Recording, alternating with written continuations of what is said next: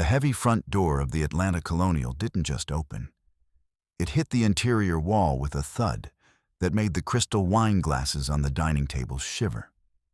Lydia froze, her fork halfway to her mouth, as the sharp, rhythmic click of heels echoed through the foyer. A moment later, a heavy ring of keys clattered onto the mahogany console. Keys Lydia was certain only she and her husband possessed. Without a word of greeting, a shadow moved into the room and flicked the wall switch, drowning the romantic candlelight in a harsh, clinical glare. Lydia watched in stunned silence as a gloved hand reached out, picked up her most cherished family heirloom from the mantel, and tucked it away into a dark, bottomless drawer. Marcus didn't look up from his plate. He simply reached for the wine bottle to pour a third glass, his hands trembling just enough to spill a single, blood-red drop onto the white linen cloth. The smell of linseed oil always acted as a grounding wire for Lydia Freeman's frayed nerves. In the quiet sanctuary of her home studio, the world outside the colonial-style walls of their Atlanta suburb ceased to exist. She stepped back from the easel, the floorboards creaking softly beneath her paint-splattered boots. With the back of a hand, she smeared a stray smudge of ultramarine across her cheek, unaware of the streak it left against her pale skin. The canvas before her held the final, thick stroke of ochre, completing a sunset that glowed with a ferocity she hadn't realized she was harboring. It was a golden hour captured in oil, a defiant brilliance against the creeping shadows of the evening. From the kitchen, the rhythmic, domestic percussion of a knife hitting a wooden cutting board drifted through the hallway. Marcus was preparing dinner, his silhouette occasionally passing the doorway. He was whistling a low, smoky jazz tune, something from a Miles Davis record they had bought together in a dusty shop in Savannah years ago. The sound was comforting, a tether to the man she had married before. The world became complicated. Marcus appeared in the doorway, his silk tie loosened, the sleeves of his charcoal dress shirt rolled up to his forearms. He didn't say a word at first, simply watching her with that soft, gray-eyed gaze that still made her heart stutter. He stepped into the room, the scent of garlic and basil trailing behind him, and placed his large, steady hands on her shoulders. He leaned down, pressing his cheek against her dark hair, inhaling the scent of turpentine and vanilla that always followed her. "It's beautiful, Liddy," he whispered, his voice vibrating through her collarbone. "The light. You caught it exactly right." Lydia leaned back into him, letting the tension drain out of her spine. For a moment, the house felt like a fortress. The air was thick and warm, draped over them like a heavy cashmere quilt, protecting the fragile peace they had built. She dropped her brush into a glass of solvent, the bristles clicking softly against the bottom, a rhythmic heartbeat in the stillness. "I thought we'd eat in the dining room tonight," she said, turning in his arms. "Real candles, no phones." Marcus smiled, a genuine expression that actually reached his eyes, a rarity in the grueling weeks of his latest corporate litigation. "I'll open the Barolo." Later, as the sun dipped below the tree line and the Victorian-style lamps outside flickered to life, Lydia struck a long match. The flame bloomed, reflecting in the polished curves of the crystal wine glasses. Marcus was just finishing the plating, the steam from the pasta with fresh basil curling into the dim light. It was perfect. It was the kind of evening that felt like a promise kept. Then, the sound of metal grinding against metal shattered the silence. The heavy front door didn't just open. It hit the interior wall with a thud that vibrated through the floorboards. The sudden draft of damp, evening air cut through the aroma of the meal. Lydia's fork remained suspended halfway to her mouth as the sharp, rhythmic click of heels echoed in the foyer. Evelyn Freeman swept into the room, her navy trench coat shimmering with raindrops she hadn't bothered to shake off. She didn't call out a greeting. She didn't ask if they were busy. She simply walked to the mahogany console table and dropped a heavy ring of keys onto the wood. The clatter of steel was a gunshot in the quiet room. "The traffic on Peachtree is abysmal," Evelyn announced, her voice a cultivated blade of iron wrapped in velvet. She moved into the dining room, her eyes, the same gray as Marcus's but stripped of their warmth, scanning the table. Without waiting for an invitation, she reached out and flicked the wall switch. The soft, romantic glow of the candles was instantly drowned out by the harsh, clinical glare of the overhead chandelier. Lydia winced, the sudden brightness stinging her eyes.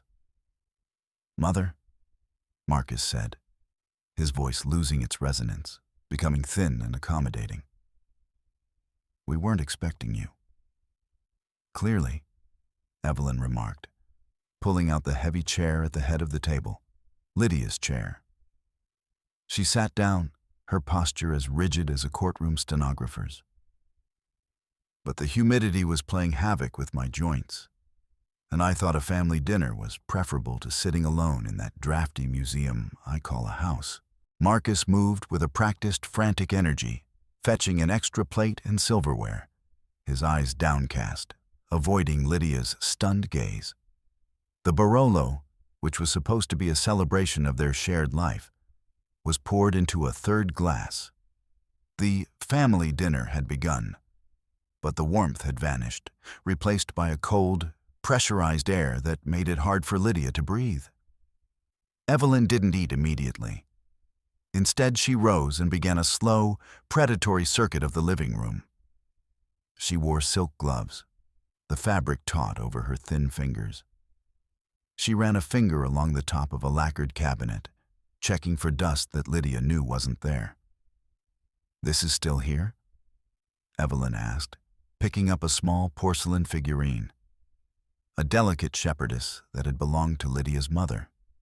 It was the only thing Lydia had kept from her childhood home, a fragile link to a woman who had loved art more than she had loved herself. "I like it there, Evelyn," Lydia said, her voice sounding sharper than she intended. Evelyn didn't respond. She simply moved the figurine to the dark, shadowed corner of a lower shelf, effectively hiding it from view. Next, she turned her attention to the coffee table, where Lydia's latest art journals were stacked. They were filled with sketches, color studies, and messy, inspired notes. Evelyn picked them up with 2 fingers, as if they were soiled, and slid them into the dark mahogany drawer of the end table. In their place, she arranged a heavy, leather-bound catalog of European antiques. "Order?" Evelyn murmured, smoothing the heavy curtains and adjusting the drape with a surgical precision. "A home should reflect the stature of the men who live in it, Lydia, not the whims of a hobbyist." Marcus remained on the sofa, his thumbs flying across the screen of his phone, his silence a shield he used to hide from the inevitable friction.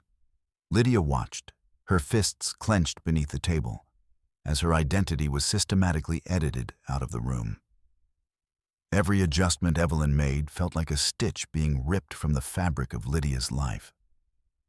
The next morning, the unease had curdled into a cold, hard knot in Lydia's stomach.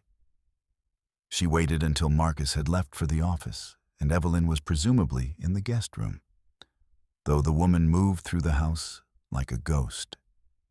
Lydia went to her small writing desk in the den, intending to organize her syllabus for the upcoming semester at the university. She pulled the brass handle of the drawer. It slid open too easily. Lydia always locked this drawer. She kept the key in a hidden compartment of her jewelry box. Her heart began to drum against her ribs. She looked closely at the lock. The brass was marred by tiny, fresh scratches, the signature of a forced entry. She began to rifle through the folders. Academic transcripts, project proposals, teaching contracts. The paper was there, but the vital documents were missing. The signed agreement for her upcoming gallery residency was gone. The university payroll records were missing. She felt a sudden, dizzying sense of violation. It wasn't just that someone had looked. It was that they had taken the proof of her professional existence. A draft from the hallway chilled the back of her neck. She turned, expecting to see Evelyn, but the hallway was empty. The house felt like it was watching her, its walls saturated with a secret she couldn't yet name. She sat at the computer, her fingers trembling as she logged into their joint bank account. She told herself she was being paranoid, that the missing papers were just misplaced. But when the screen flickered to life, the red numbers on the dashboard screamed at her. A withdrawal, $100,000. The recipient was Belvoir and Sons Fine Furnishings. Lydia's breath hitched. That was the money they had saved for the renovation of her studio, the new ventilation system, the north-facing windows, the professional lighting. Marcus had promised. He had sat right there and told her that her work was the priority this year. She stared at the screen until the blue light burned her retinas.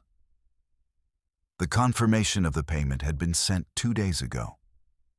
2 days of Marcus smiling at her, kissing her forehead, and whistling Miles Davis, all while the foundation of her independence was being liquidated. When Marcus returned that evening, the rain had turned into a persistent, gray drizzle. Lydia didn't wait for him to take off his coat. She threw the printed bank statement onto the dining table. "Where is it, Marcus?" He didn't look at the paper. He didn't even flinch. He walked to the sideboard and poured himself a glass of water, stirring in a spoonful of sugar with agonizing slowness. "Where is the money for the studio?" she demanded, her voice rising. "It's moved, Lydia," he said, his back still to her. "Into assets that actually appreciate." Mother pointed out, quite rightly, that the market is volatile. Putting that much capital into a workspace, it isn't a sound investment for the family. "The family?" Lydia stepped toward him. "That was my money too, Marcus. My savings from the gallery sales. You gave your mother the password to our private accounts?" Marcus turned then, his face a mask of weary condescension. "She's trying to protect us. You're so emotional about these things, you don't see the big picture. She's managing the estate. It's for our own good." "Our own good? She's erasing me."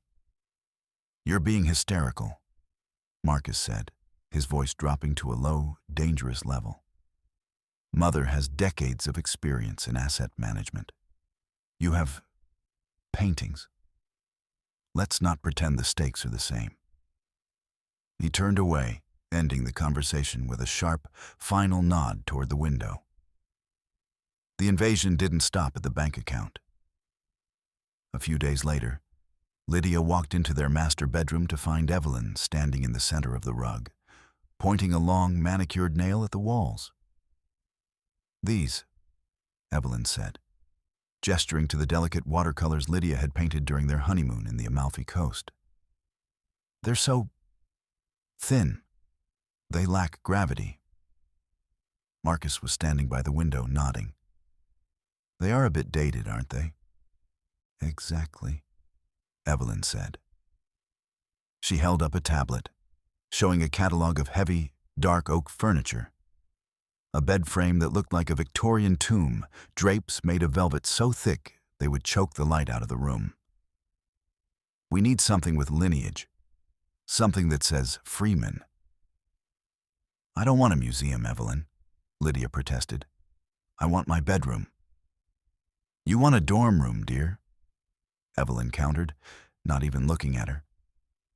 "Marcus, I've already spoken to the movers. They'll be here Thursday." Marcus didn't look at Lydia. He was already scrolling through his phone, confirming the delivery.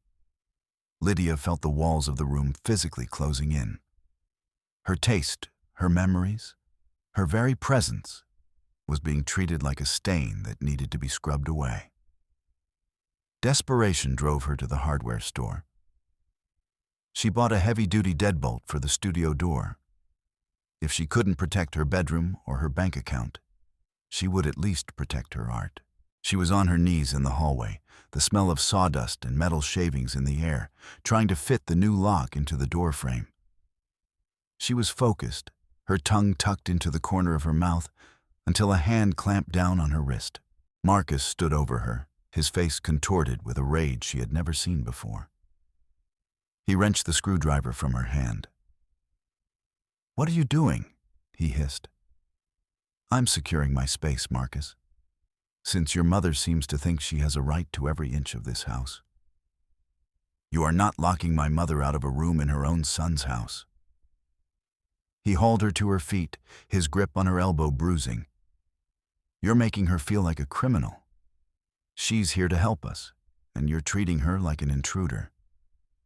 "She is an intruder. She is a Freeman," Marcus yelled, throwing the lock mechanism down the hallway.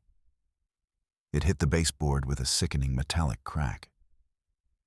"And as long as you are in this house, you will show her the respect she deserves. No more locks, Lydia. No more secrets." He walked away, leaving her standing in the hallway, the discarded lock a symbol of her failed rebellion. She retreated to the studio, the only place left where she felt like herself. But when she pushed the door open, she froze. Evelyn was sitting in Lydia's favorite velvet armchair, the one with the frayed arms and the scent of old dreams. Her laptop was open on her knees. The glow of the screen illuminated a triumphant, predatory smile on the older woman's face. "You really should be more careful with your passwords, Lydia," Evelyn said, her voice a purr. "Your correspondence with that Sarah, it's quite revealing. All that complaining about Marcus, all that talk of leaving if things don't change." Lydia's blood ran cold. "Get out." "I'm just looking out for my son," Evelyn said, closing the laptop with a dry, final snap. She stood up, smoothing her skirt.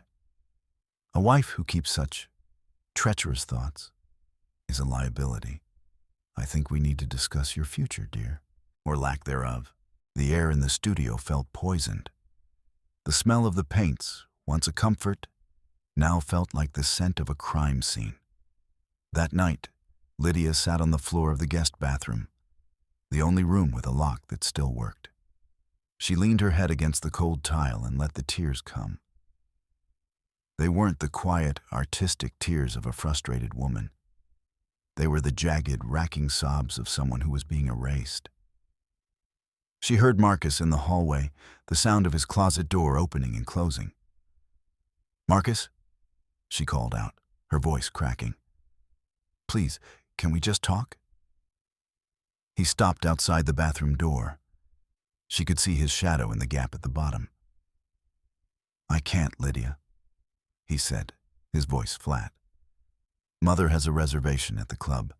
She's waiting in the car. I don't have time for another scene. Marcus, please, get some sleep," he said. "You look exhausted. You're not yourself." The front door slammed, and the house fell into an agonizing, hollow silence. Lydia stayed on the floor until the moon rose, casting long, skeletal shadows across the tile. She realized then that she wasn't just losing her husband or her home. She was being replaced. She walked through the darkened rooms, noticing the subtle shifts. A vase she hated sat where her favorite lamp used to be. The air was heavy with Evelyn's cloying, expensive perfume, a scent that smelled like lilies at a funeral. She looked at her reflection in the hall mirror and saw a ghost, a pale, trembling version of the woman who had painted that sunset just a few days ago. As she passed the mahogany console, her foot caught on Evelyn's designer handbag, which had been left carelessly on the floor. It tipped over, its contents spilling across the rug. Gold lipstick, a silk knot, and a heavy ring of keys. Lydia knelt and picked them up. Among the silver house keys was a small, familiar breloque, a miniature silver palette Marcus had given her for their first anniversary. It was the duplicate of her studio key. The duplicate Marcus had sworn didn't exist. The metal was cold, biting into her palm. It wasn't just a key. It was the physical proof of the conspiracy. She wasn't a wife. She was a tenant being evicted from her own life. The social execution began at the Ritz-Carlton. The ballroom was a sea of shimmering silk and sharp tuxedos, the air thick with the scent of lilies and the expensive hum of Atlanta's old money. Lydia smoothed the skirt of her emerald silk dress, her fingers trembling. She had spent an hour on her makeup, trying to hide the gray hollows beneath her eyes. But as she stepped into the light of the crystal chandeliers, she felt exposed. She saw a group of women she had known for a decade. The wives of Marcus's partners, the board members of the local arts council. She moved toward them, a practiced smile on her face. "Millicent, Susan, it's so good to see you." The conversation didn't just stop. It died. Millicent, a woman who had once bought 3 of Lydia's landscapes, suddenly became fascinated by the bubbles in her champagne. Susan turned her back entirely, leaning in to whisper to a woman Lydia didn't recognize. "Is something wrong?" Lydia asked, the words feeling like stones in her mouth. "We were just discussing the stresses of the season," Millicent said, her voice tight and formal. "It's a lot for some people to handle. Perhaps you should find a place to sit down, Lydia. You look piqued." Lydia heard the hiss of whispers as she moved away. Unstable. Outbursts. Poor Marcus. She looked across the room and saw the source. Evelyn was the center of a different circle, a group of the most influential matrons in the city. She was holding a lace-trimmed handkerchief to the corner of her eye, her voice a low, tragic vibrato that carried perfectly across the polished floor. "It's the suddenness of it that breaks my heart," Evelyn was saying, her diamond brooch catching the light like a predator's eye. One minute she's fine, and the next, well, Marcus is being a saint, of course. But the delusions, the erratic behavior, we're looking into private care, somewhere quiet, somewhere she can't hurt herself. Lydia froze. The room began to spin. She saw the sympathetic nods, the pitying glances cast in her direction. Evelyn caught her eye for a fraction of a second, a cold, triumphant flash of steel, before returning to her role as the grieving matriarch. Lydia found her friend Sarah near the bar. She grabbed the younger woman's arm, her voice a desperate whisper. "Sarah, you have to help me. She's telling people I'm losing my mind. She's lying about everything." Sarah didn't hug her. She didn't offer a hand. She gently pried Lydia's fingers off her sleeve, her eyes darting around the room as if she were afraid of being seen with a leper. "Lydia, honey," Sarah said, her voice dripping with a terrifying clinical kindness. "Maybe Evelyn is right. You're acting very intense. I heard about the incident with the heirloom china. Maybe a little break would be good for you. There's a wonderful clinic in Savannah." Lydia backed away, the sound of the jazz band becoming a cacophony. She realized then that the walls of her prison weren't just made of wood and brick. They were made of the opinions of people she had once called friends. She left the Ritz-Carlton in a daze, the cool night air doing nothing to clear her head. When she pulled into the driveway of the house, the headlights of her car swept across the curb.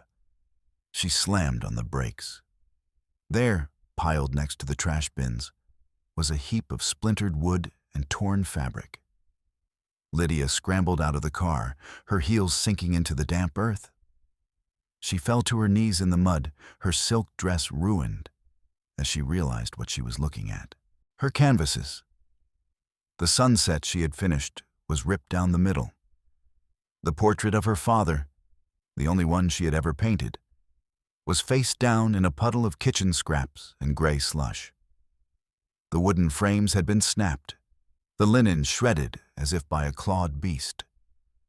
The smell of rotting vegetables mixed with the sharp, sweet scent of oil paint. It was the smell of her soul being slaughtered. She didn't scream. She couldn't. She simply gathered the wet, ruined scraps of her life into her arms, the mud staining her skin, while the house loomed over her, its windows dark and indifferent. She walked into the house, a mud-streaked specter, and stopped at the entrance to the living room. The studio was gone. In the corner where her easel had stood for 5 years, there was now a sprawling glass vitrine. Evelyn was there, her back to the door, meticulously arranging a collection of porcelain dolls. They had frozen, painted smiles, and dead glass eyes, their lace collars stiff and suffocating.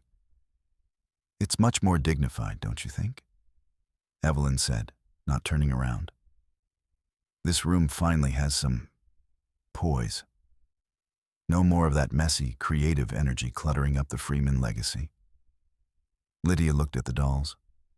They looked like little corpses. The front door opened, and Marcus walked in.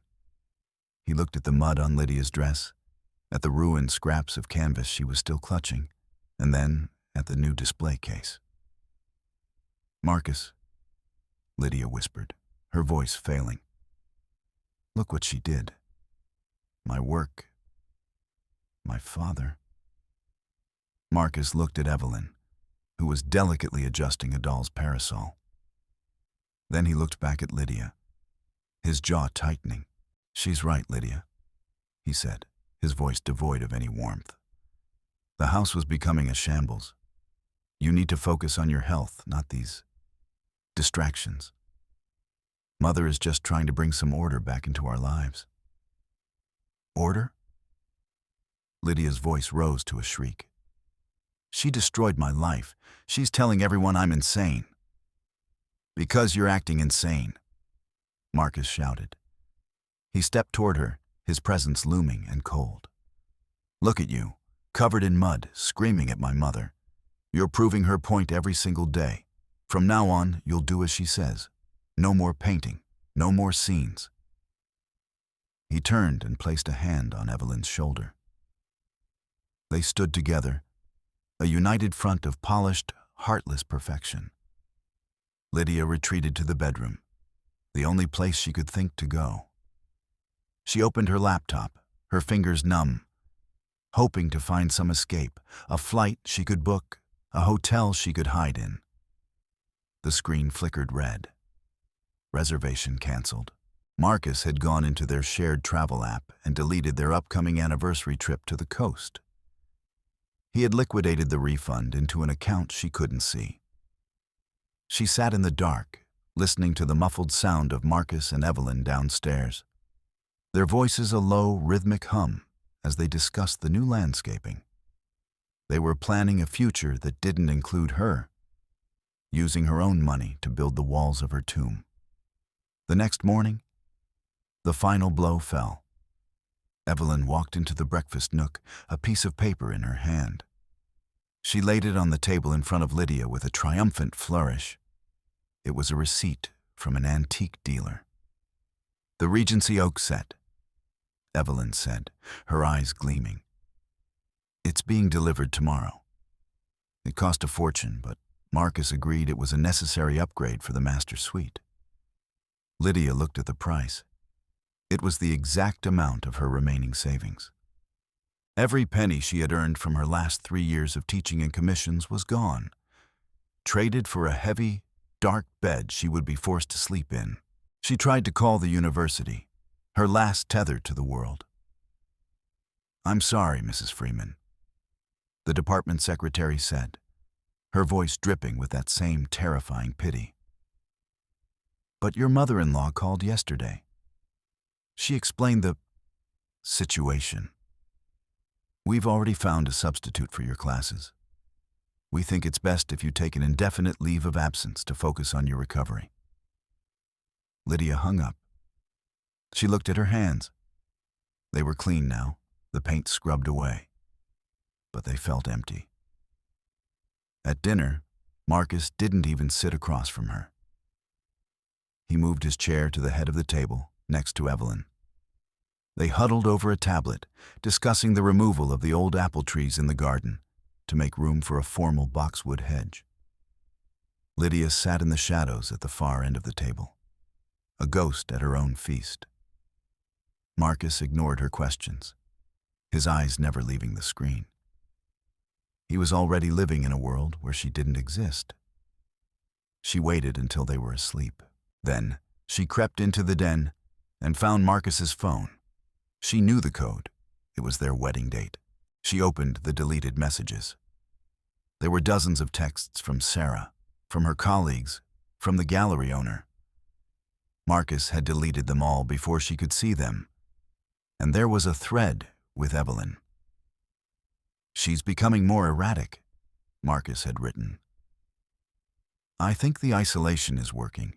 She's starting to believe she's sick." "Good," Evelyn had replied. "Keep her away from the influences. Once we have the power of attorney, we can settle her somewhere permanent." Lydia put the phone back. The air in the room felt like it was being sucked out by a vacuum. She wasn't just being erased, she was being harvested. She walked back to her empty studio. The dolls stared at her with their dead glass eyes. She looked at her hands again. They were trembling.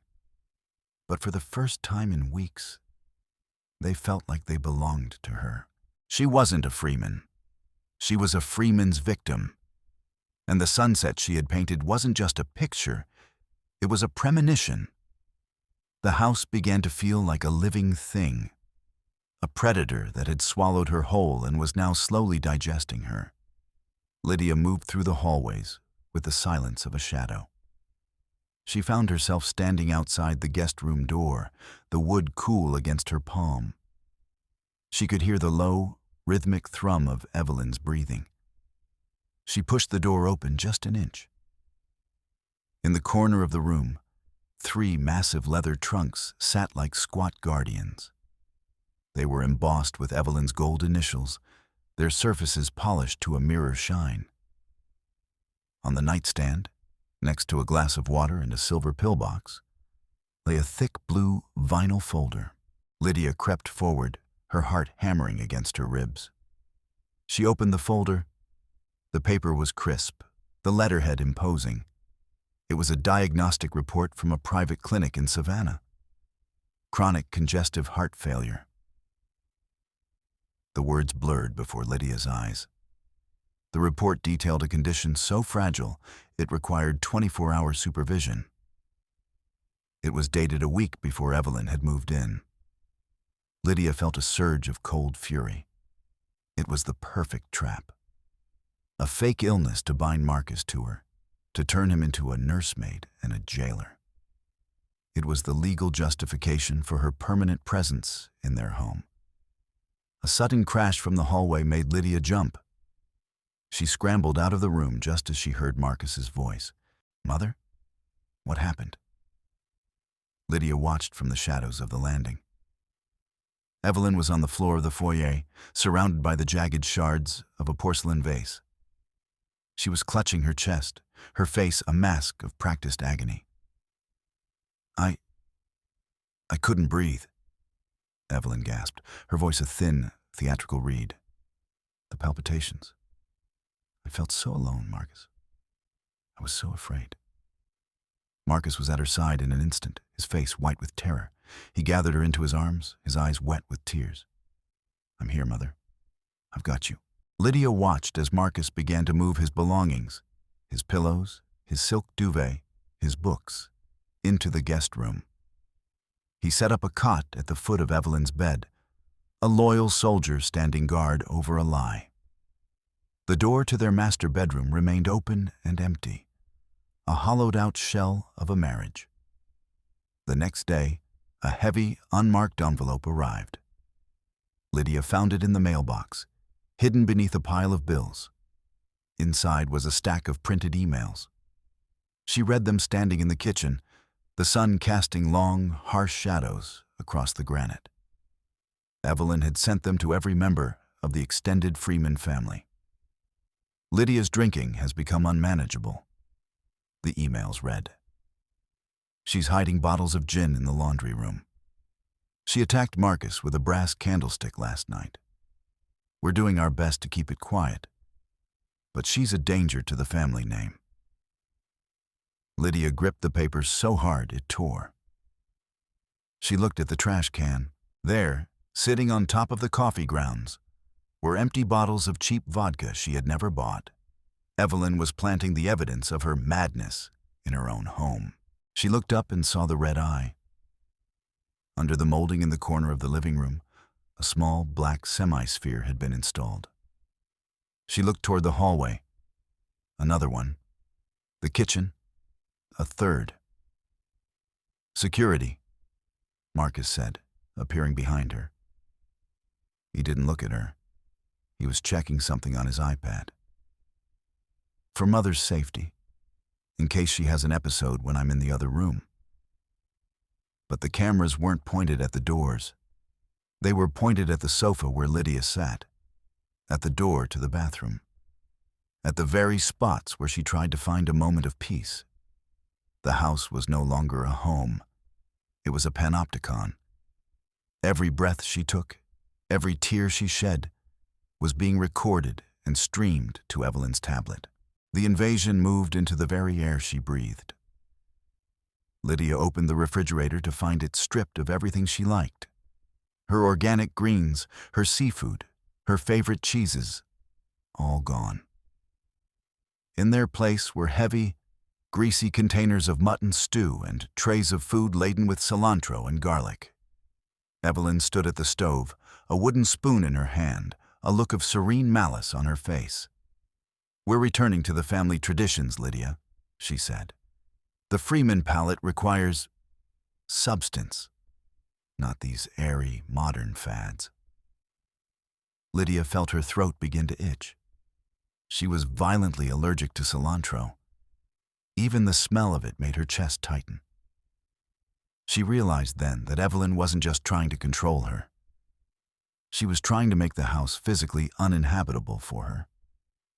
She tried to leave. She grabbed her keys from the hook in the hallway, her heart racing with the thought of just driving until the gas ran out. Marcus stepped in front of the door. He held out his hand, his face a mask of cold, clinical pity. "Give me the keys, Lydia." "No, Marcus. I'm going for a drive. I need to get out of here."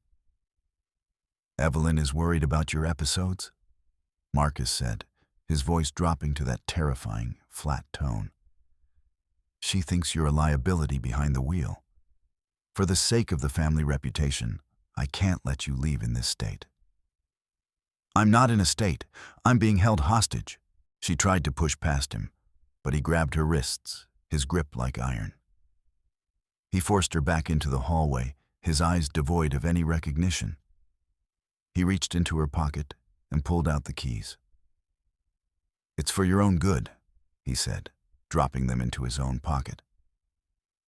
Evelyn watched from the top of the stairs, her hands resting on the railing, a thin, serpentine smile playing across her lips.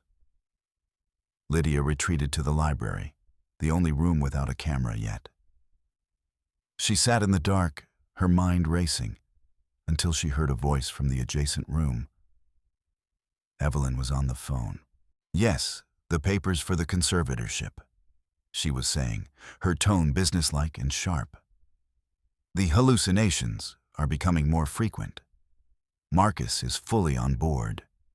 We need to ensure she's placed in a facility that understands the delicacy of the Freeman name. Once she's under our legal care, the assets can be consolidated." Lydia pressed her hand to her mouth to keep from screaming. They weren't just erasing her life. They were preparing to steal her very personhood. She looked around the library. Her eyes fell on the fireplace, where a stack of old cardboard was waiting to be burned. Evelyn walked in, a yellowed photograph in her hand. It was a picture of Lydia's parents. smiling under an old apple tree in their backyard. "This house needs a cleansing," Evelyn said, her voice calm and terrifying. "Too much weak, foreign energy." She held the photograph over the flames.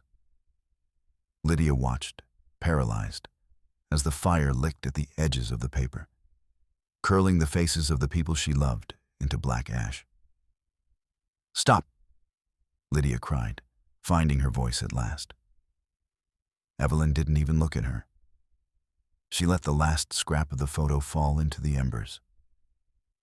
"It's gone, Lydia. Just like everything else." Lydia fled to the bathroom, locking the door and leaning her head against the cold tile. She looked in the mirror and didn't recognize the woman staring back. Her eyes were sunken, her skin a sallow gray, her hair lank and unwashed. She looked exactly like the unstable woman Evelyn had described in her emails. But then, she felt something hard in the pocket of her robe. She pulled it out, a small digital voice recorder she had bought months ago for her lectures. She had forgotten it was there. She looked at the bathtub. There was a narrow gap between the porcelain and the floor, hidden by a decorative skirt. She reached under and felt the sticky residue of a piece of tape she had placed there weeks ago. She pulled. The recorder was there, and another one she had hidden behind the books in the library, and a third from the kitchen. She checked the indicators. They had been recording for 7 days. She sat on the floor, the cold tile biting into her legs, and pressed play. "The episodes are easy to faking, Marcus." Evelyn's voice came through the speaker, clear and sharp. "Once she's in the clinic, the house sale will go through. We'll have the offshore account set up by the end of the month." "I just want it to be over, Mother."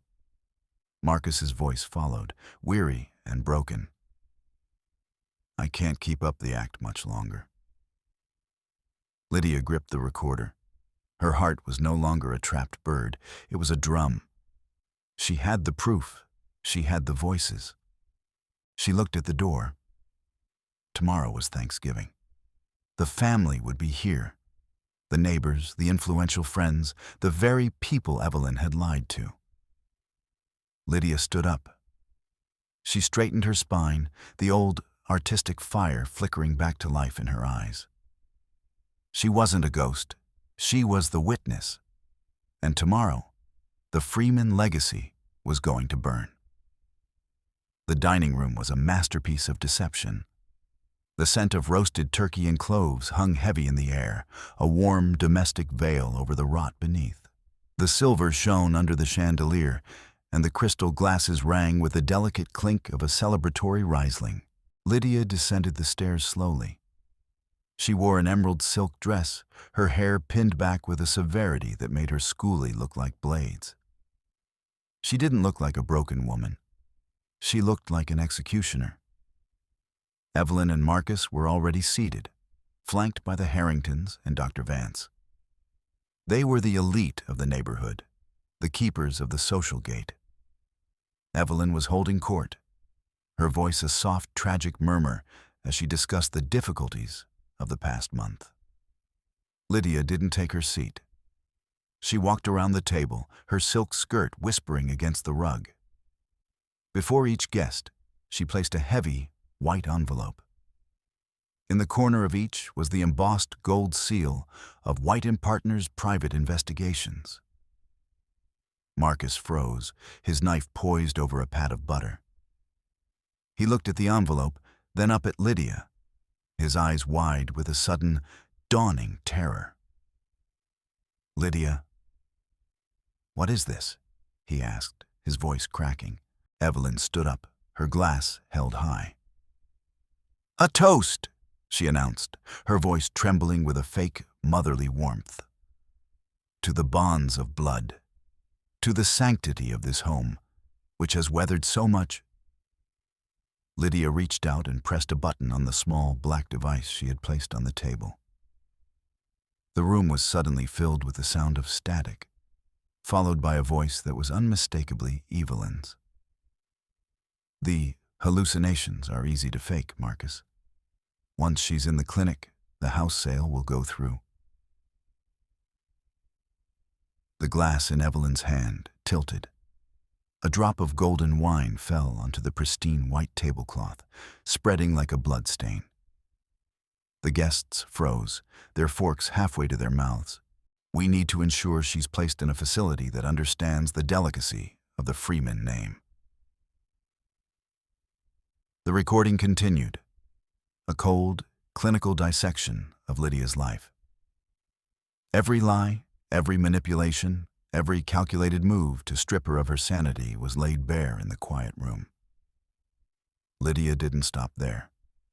She reached into her folder and pulled out a stack of papers, sliding them across the table toward Marcus.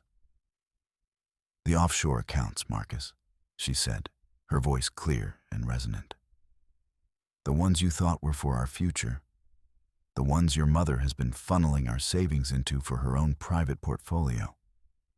$100,000 this month alone." Marcus grabbed the papers, his eyes darting across the columns of figures. He saw the dates, the amounts, the recipient's name. Evelyn Freeman.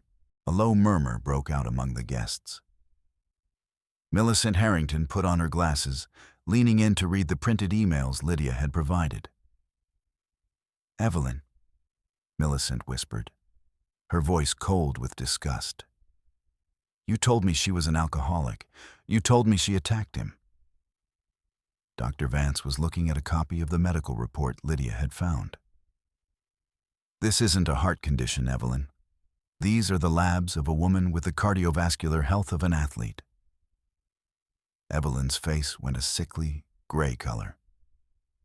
She looked around the table, her eyes darting from face to face, searching for a crumb of the pity she had cultivated so carefully. But the masks had fallen. She was no longer the tragic mother. She was a thief caught in the light. She let out a low, guttural moan. Her fork clattered to the floor as she began to slide out of her chair, her hand clutching her chest. "Marcus, my heart. I can't." Marcus stood up, his chair toppling over. He moved toward her, his instinct to protect her still fighting with the truth in his hands. He reached for his phone, his fingers trembling. "Stop it, Marcus," Lydia said. She pulled out one final piece of paper, a notarized statement from a top cardiologist she had visited in secret the day before. "She's fine, Marcus. Read the report. Her heart is perfect. The only thing rotting in her chest is her conscience." Marcus stopped. He looked at the paper, then down at his mother, who was still gasping on the floor. He saw her eyes flicker open for a second, checking his reaction. When she saw the cold, hard realization in his gaze, the gasping stopped. She sat up, her face twisted with a sudden, sharp rage. "You ungrateful little bitch," she hissed, the mask of the refined matriarch shattered forever. Marcus backed away from her. He looked at the torn remains of the power of attorney he had signed, the pieces falling into the mashed potatoes like snow. He took a breath, his chest expanding as if he were breathing real air for the first time in years. He reached down and grabbed the heavy ring of keys from Evelyn's discarded handbag. "Lydia is right," he said, his voice sounding like the man she had married. "You have 10 minutes to get your things. And if you ever set foot on this property again, I'll hand these recordings to the DA myself." He walked to the front door and threw it open. The November rain was coming down in sheets, a cold, cleansing deluge. Evelyn stood up, her expensive silk blouse clinging to her shaking shoulders. She tried to grab Marcus's arm, to weave one last web of guilt. "Marcus, you owe me. I did this for you. Get out, Mother." Evelyn stumbled out onto the porch, her designer heels slipping on the wet gravel. She looked back at the windows, seeing the faces of her neighbors, the people whose respect had been her only currency. They looked at her, with nothing but cold curiosity. The door slammed shut. Lydia heard the heavy click of the new deadbolt. It was the most beautiful sound she had ever heard. She didn't look at the guests. She didn't look at Marcus. She walked up the stairs, her emerald dress trailing behind her, and entered her studio. The room was still filled with those dolls, their dead glass eyes staring at nothing. Lydia walked to the center of the room and ripped the protective plastic from a fresh, white canvas. The fabric hummed under her touch. She opened the window, letting the cold, ozo-scented air of the storm wash away the smell of lilies and lies. She picked up a palette knife and squeezed a thick, vibrant glob of crimson onto the wood. Marcus appeared in the doorway. He didn't speak. He simply crossed the room and sank to his knees at her feet, his head bowed, his shoulders shaking with silent, racking sobs.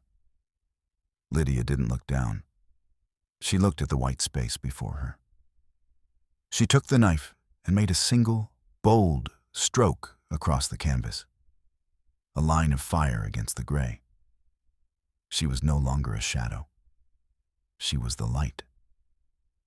And for the first time in her life, the sunset wasn't the end of the day. It was the beginning of the world.